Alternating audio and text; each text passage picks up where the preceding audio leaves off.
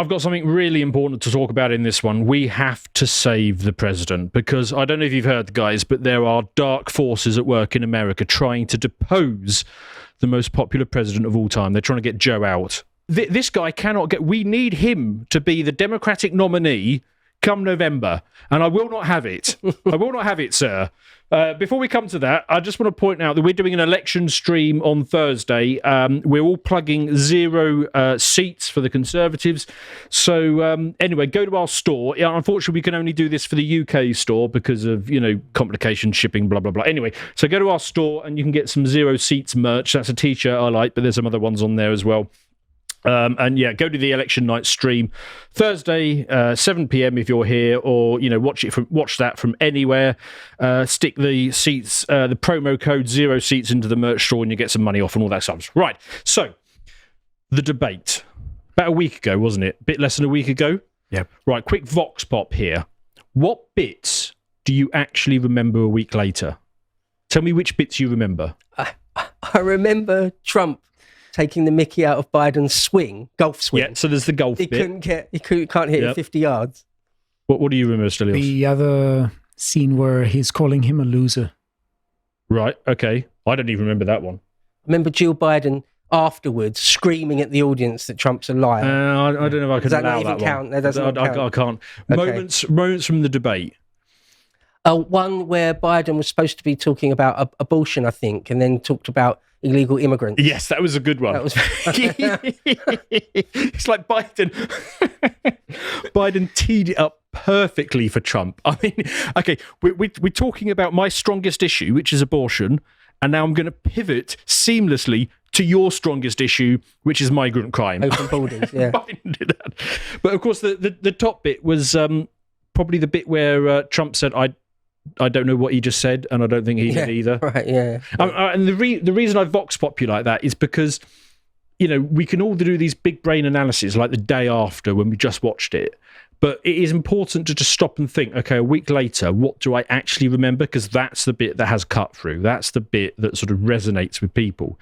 And I've got to tell you, I completely misjudged that debate because I watched it and I thought, okay, yeah, pretty standard Joe, pretty standard Trump. Trump was a bit subdued. I was then fully expecting to go to the after show reactions to see the CNNs and all the rest of them saying, oh, Joe's never been better, Joe's brilliant. Because right, it's part of our lived experience for the last 4 years that Biden is like this senile guy. Yeah. And you see every other candidate is trying to just show as much strength and vigor as possible. You have AOC resembling some figures of the past, you know what I mean? Jumping on top of stage and making speeches that are really impassioned. Yeah. You have also this absolutely cringe video with Jack Black. Oh, I haven't seen that one. It's absolutely cringe. You also have very cringe videos with Kamala Harris. Yes. That seem a bit scripted. But the thing is, we've known that Joe was like this for 4 years. So I watched that debate just fully expecting them to just carry on as usual. Right, but they didn't do that. A pivot is going on somewhere. Yeah. They're pivoting. They're pivoting. Something happened.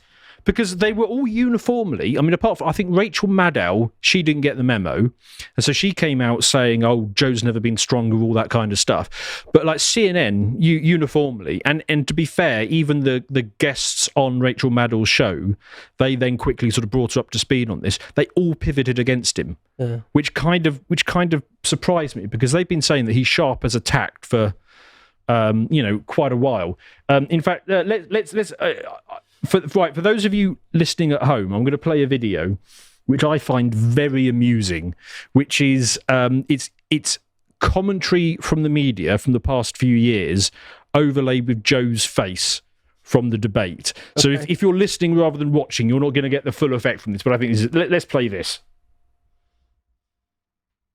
This version of Biden, intellectually, analytically, is the best Biden ever. He is sharp, intensely probing, and detail-oriented and focused. For example, we had 1,000 trillionaires in America. I mean, billionaires in America. Dr. Reed. This is a man who is sharp, who is on top of his game, who knows what's going on. He's smart. He's on his game. His mental acuity is great. This is a very sharp president. And the people that I've talked to say he's as sharp as a tack. He's fine. They say he's sharp. There's not a problem. He was sharp. He was sharper than anyone I've spoken to. The president is sharp and he is tireless. He is sharp. As sharp as ever. And he's fine. All this right-wing propaganda that his mental acuity has declined is wrong. His brain is good. He's still great. He is sharp in meetings. I believe the people who say that behind closed doors, Joe Biden remains sharp. In meetings, Joe Biden is sharp. He's sharp, he's fit. There is nothing to these challenges, these suggestions that somehow he's not sharp. He's sharp as a tack. Making sure that we're able to make every single solitary person eligible for what I've been able to do with the with the COVID. Excuse me, with dealing with everything we have to do with. Look, if that was how I was presenting in the beginning when I started. Sorry, rapier-like, honed down to a razor sharp.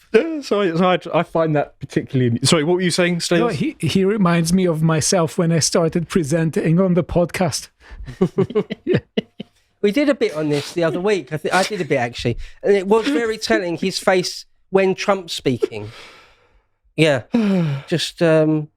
Gormless, really. So that I think was the key, the point that I was sort of belatedly making there while I was chuckling to myself was that it's the face. That's the kind of the key thing you remember from it. You know, that and the gaffes and the mental slowness, but it was just that slack face, that sort of dementia face that you get. I mean that's the key takeaway. So anyway, the Dems have disgracefully decided that he's no longer sharp as a tack, despite the fact they've been saying it for years. And there were obviously no clues whatsoever that Joe wasn't, 1,000% on it for the last few years. Let me disprove that by showing this video. Stand, and to get hot, I got hairy legs that turn turn blonde in the sun. And the kids used to come up and reach in the pool and rub my leg down so it was straight, and then watch the hair come back up again. They'd look at it. So I learned about roaches. I learned about kids jumping on my lap. And I've loved kids jumping on my lap. Right, okay, so, yes. That's horrible, isn't it? So there's one thing to be suffer from dementia. And then there's another thing to have sort of no energy as well. So now, obviously, he's got dementia and no energy. Yeah. Whereas at least then he still had a bit of a wind. Tendencies as well. A bit of wind in the sails there, so he could really... yeah. And look, my key point on all of this is how can we let this man go? It's the most popular president ever. Exactly. He is the most popular president. He has to be the Democrat nominee in November. It's the strongest mandate the American people have ever given to a president. Exactly. It turns out that we used to think that Obama was popular. It turns out that the only reason Obama won is because he had him as his VP. It's got to be. There's no other explanation. Yeah, because the moment you got Obama out the way, the vote share just went way up. Well, the moment you got Obama out the way and it went past 3 a.m. and a whole bunch of key counts were shut down for spurious. All that aside, the man's an absolute champion. And to be fair to him, he does have a sort of insane track record of winning. I mean, if you look back from like the first thing that he ever ran for through the Senate as VP, and then he basically just wins everything. His whole career has been election win. So why on earth would the Democrats abandon him now? It's the charisma, isn't it? Just the liquid charisma of the man. Yes. Is undeniable. It shines out of him, doesn't it? That and the being sharp as a tack. The razor-sharp intellect. You just got it. Anyway, so, joking aside, this man should clearly be tucked up in a nursing home with a blanket over his legs. That's what he wants to be. He wants to be sat in a nursing home watching reruns of Clint Eastwood movies from the 70s and having kids rub his legs. And eating ice cream. He obviously loves to eat ice cream. So just let him do that. But I noted this is, so obviously there was this discussion after the debate about getting rid of him. And apparently his family are the strong voice, because I heard the family were meeting at the weekend following this, and I thought, okay, because I'm a normal person and I have a normal family, I thought to myself, okay, the family are going to be thinking this is cruel. You know, this old man needs to step aside. So obviously they're going to do the right thing for their family member. No, the exact opposite. What they did is... So they're milking his career for all it's worth? Yes, so apparently the two strongest proponents are Jill, who is presumably the acting president. Dr. Jill, yeah. And Biden. Hunter Biden. Convicted felon, Hunter Biden. Which, if I can recall, is the exact opposite of what happened 4 years ago, because I remember that she was saying that he should be a one-term president. Maybe I'm wrong. Yeah. I think she was saying that. But she's got used to it now. Okay. Being first lady is a strong drug, I imagine. Yeah. And also the other thing, of course, is a lot of people in the audience won't understand the point I'm about to make, but some of you really, really will. Trying to convince an old person to leave their house, to come, to give up their house and move into better, somewhere that can really take care of them. A home. Yeah, it is the monster of all discussions to have with old people. So I can understand why Jill and Biden are like, yeah, no, we're good. We're going to say, and Hunter, obviously, because, I mean, yeah, you say convicted felon, but tip of the iceberg stuff. I mean, the thing he was convicted of wasn't a gun charge or something? Yeah, he said he wasn't a drug addict when he bought the gun. But that is tip of the iceberg compared to like all the... But there's another Hunter trial. There's another Hunter trial in a few months. Right, yeah. For much more serious fraud allegations. And thus why he is obviously better off with his dad being the president, with the power of immunity and all that kind of stuff. Well, so, his family wants to keep him in. And, here's the other thing. So the Democrat... National Committee, so the DNC apparently want to stamp out calls to replace Joe Biden by formally nominating him in just a couple of weeks. So they're trying to put the lid on this and say no, he is the candidate. I mean, God bless the DNC. God bless them. They're great people for all their fine work. I mean, they're trying to put, and because there's a lot of conspiracy, isn't there? It's like, okay, did they put him up on an early debate so that they could then swap him out? They probably just put him on an early debate because they can see the rate of cognitive decline and they didn't want to risk an extra few months, so they thought we'd do it now.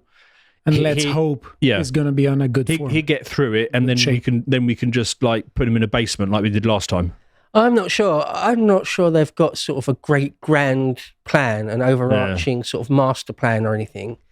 I think I would have thought their calculation at the beginning, when they was running against Trump the first time, was that he's just a pliable puppet. So even though it's embarrassing, we can control him, and that's all that really matters. And that's the calculation they've gone with up until very recently. And now they realise that actually he's dying or something. So we've got to call an audible here for any Americans. We've got to change up the plan. Like on the fly now. It's definitely breaking into camps all over the place. And even people on our side, they're undecided. So, I mean, here's David Sachs, who's pointing out that, there are three categories of president. The two-term presidents, the one-term president, and the president who resigns or steps aside in failure or disgrace. Why would Biden choose category 3 when category 2 is better and still has a 1 in 3 chance of category 1? That's also the question I'm asking, because he could leave, he could just say, okay, that's my term, I did what I did, someone else take place, because he doesn't seem to, he seems a bit exhausted, let me put it this way. But the people who have access to him is obviously Jill and his staff, and they're obviously the people who are really being the president, who are really discharging the duties of president. Why would you give up that power? I mean, what better job do his staff have to go to than exercising the duties of the office of the president in his absence? And Jill obviously doesn't understand all the politics stuff, so as long as she gets all the the goodies that goes with it, she's happy. Gets to redecorate the West Wing, or whatever. Go to state dinners. Yeah, right. Yeah, and Kamala, her career or her tenure as VP is directly tied to his mast. If he's removed, there will be an entirely new ticket Yeah. She almost certainly won't be picked as VP on that new ticket. So she wants to keep wheeling him out until the day he dies. Well, she might like the day he dies to come sooner rather than later at this point. Well, she's one heartbeat away from the big job herself, right? And it's probably not a desperately strong heartbeat. But anyway, opinions are divided on this. Tucker Carlson is saying Biden is done, bet on it. Too many prominent Democrats have suggested he's brain damaged. They can't walk that back. And this is the interesting question, and I picked right-wingers for this viewpoint, but you get this on the left as well. People are arguing back and forth as to about whether he's definitely done or he's definitely staying. I've got to say, all right, let's get on the record here.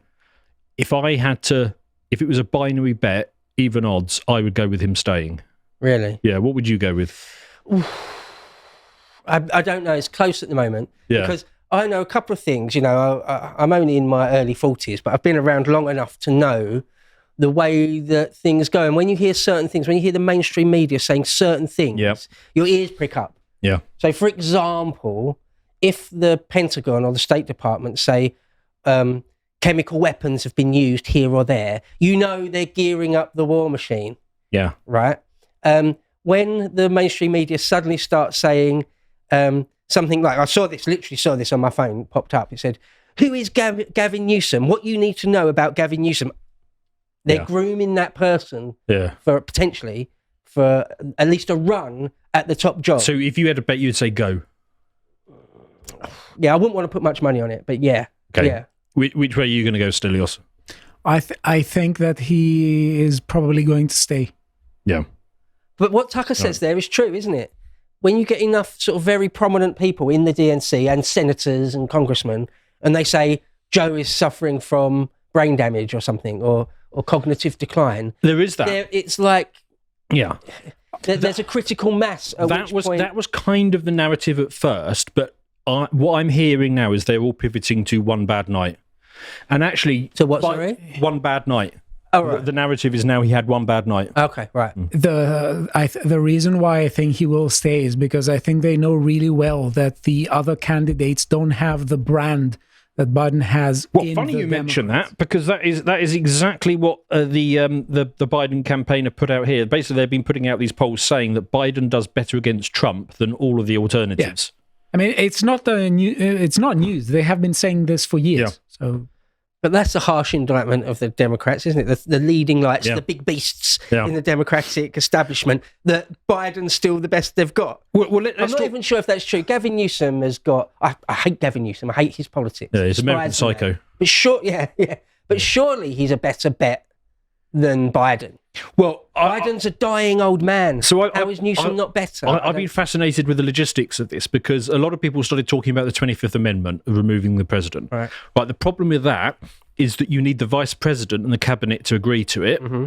And Camilla would obviously agree to it, but only if she gets the job. Camilla, Parker Bowles. Yeah. Kamala. Kamala. Yeah, you're supposed to say it like that. Kamala. That awful woman. Yeah. So, I mean, she would be in favour of it if she gets to be president, at least until the end of this term, so that she's got that. But if Joe contests it, if he doesn't go along with it, then you then need to take it to Congress, where it needs a 2/3 vote. So basically you need the GOP to be in favour of it. And they're obviously not going to do that. Mm. So the 25th is out. I mean, you could forget that. That's not going to happen. Either Joe steps down voluntarily or not at all. He does follow orders, though, doesn't he? When the Clintons and the Obamas and the Podestas tell him to do something, he does maybe, do it but usually, doesn't he? Maybe, but it seems that way. It comes back to my point about Jill and his staff, who are exercising the duties of the office of the president. And they're the ones he listens to. They're the ones that control access to him. Yeah, and they're going to cling on for dear life. Exactly, which is where I think it gets difficult. And actually, it's more complicated than that, because this is an interesting tweet from Charlie Kirk. He points out that actually it's already probably too late to remove Joe Biden from the ballot. So Wisconsin, it's too late to take him off the ballot. Right. Nevada, it's now too late to take him off the ballot. And Georgia, you've only got about another week from here. Before it's too late to take him off the ballot. So if you're not already on the ballot, well, you've got a problem. So that brings me on to... Actually, I'll do a quick Stelios tweet here. Hey, I know this man. Great account. Follow Stelios, but he's responding here to the the Piers Morgan tweet about Newsom will be the candidate. I'm gonna come back to that shortly in a moment. But the other issue is campaign money. Right. So Joe obviously won't raise a lot more money from here because the donors are abandoning him. However, he has already raised a lot of money, right? And that money isn't in a big pot that says Democrat. It's tied to the campaign. So the ticket of Biden and Kamala. So if it's not Kamala, that money gets released and they have to raise all the money again. Right. So that's another interesting thing. Interestingly, Nixon, there's a similar thing. Yeah, there'll be a committee for re-election. Right. Committee to re-elect the president. Yeah. And it will have its own leadership team and its own bank account and all that sort of thing, which is, separate from...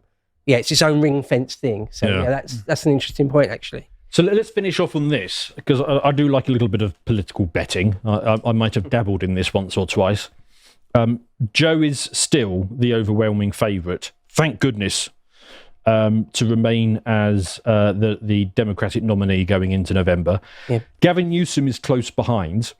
You two like Gavin Newsom for this, don't you? Well, you don't like him, but you... I mean... If I were a Democrat, I would say that he would be the one. I don't think it can be him. I feel like if it isn't Biden for whatever reason, it will be Newsom. But you said you don't necessarily think that. I don't think it will be. What are we going to go with? I don't think. No, I don't think it will be Gavin Newsom because the whole mantra of the Democrat Party is basically a coalition of the fringes, so diversities, whatever, and they try and include women in that. But whatever, it's a coalition of the fringes against the white man. So you're gonna leapfrog a white man over Kamala, and they're from the same state. They're both from California, so they can't both go on the ticket. So if Newsom goes in, that necessarily means that Kamala is out. I see the angle you're making there, but Kamala is extremely unpopular across the board, right? I think even within the Democratic establishment. Yeah, but if you ditch her, you ditch the money that they've raised so far. Right. And also you've got the optics of replacing a black woman with a white man. Yeah. You've got issues with that. The one I actually think, there's a couple that make sense. I don't like Michelle Obama for this either, because her only qualification is that she was married to a president. Well, in that case, why not just have Jill Biden? Because not only was she married to a president, but she actually discharged the duties of the offices of the president. So she's actually been doing the job. So she's got experience. Hillary Clinton, obviously not. Kamala Harris, she is by far the easiest play to make here in terms of the logistics of it and the campaign money and the nominations. Right.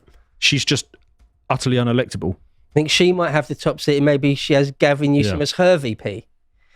I don't know. I think the Michelle Obama thing... can't, because they're both Californian. Right, yeah, good point, sorry. I'll also mention Robert F. Kennedy, right? You know my point about how he's... If you're not already on the ballot, it's too late. In 3 states already. RFK is already on the ballot. So if the Democrats could find it within themselves to swallow their pride massively and probably fire a lot of people in the DNC and take RFK back, and he could actually beat Trump. Potentially, he could. Seems like all those things. That's a long shot in for all sorts of reasons. But right? Again, it works on the. I'm not talking about. Sure. All I'm talking about is the logistics, because this is actually quite a hard logistical task to replace Biden at this point. So Kamala and RFK are actually viable on that, and then we've got everybody else on the list. I don't think there's anyone else worth mentioning. I've actually got a bet on Mark Cuban. Really? I think Mark Cuban could do it. Really? Yeah. Okay. Right. I think he's a sort of billionaire candidate. He's got the sort of moxie to take on somebody like Trump. And the main thing I like about it is I've got 1,000 to 1, so I make like 50 grand if he becomes the Democrat nominee. So I quite like that one.